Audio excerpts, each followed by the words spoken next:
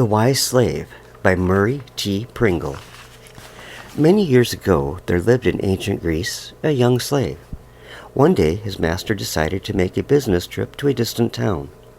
The rich merchant selected about 20 of his many slaves and said, "This journey will take many days, so I shall allow each of you to choose that which you will carry. But once you have chosen, you cannot change." Instantly, there was a scramble to find the smallest bundle possible.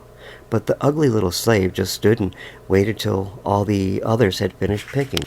Then he walked over to the remaining sack. It was the biggest of the lot, but he swung it up onto his shoulder, and then he joined the rest. How the other slaves laughed.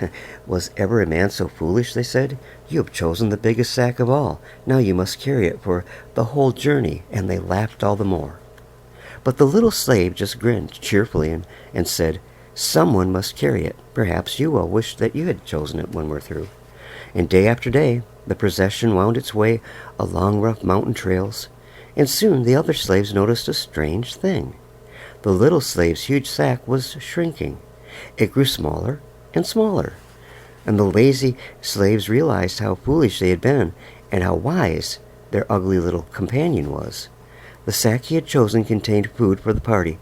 After every meal, there was less to be carried, so that on the day that they reached their destination, the little slave walked into town swinging an empty sack.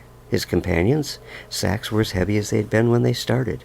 The little slave showed his wisdom in so many matters that the rich merchant decided to give the slave his freedom.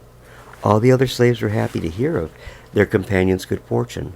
At the same time, they felt sad because he was leaving them, for he had made their long journey what was a long, hard journey, and their work more enjoyable by telling them stories that he made up. The little slave was free, but he knew no trade by which he could earn his living, so he visited the marketplaces and told stories in exchange for food. Some people all over Greece heard of this ugly little fellow who could tell the most wonderful tales. Finally, King Croesus invited him to come live at his court and be the court entertainer.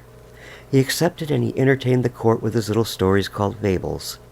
In this kind of story, animals talk and act like people. Usually, the story taught some kind of a moral or lesson. The little slave made up hundreds of such stories. Later, when books began to be printed, these stories, told by a slave who could neither read nor write, were put into writing. And the ugly little slave with the kind heart and clever brain became one of the greatest storytellers the world has ever known.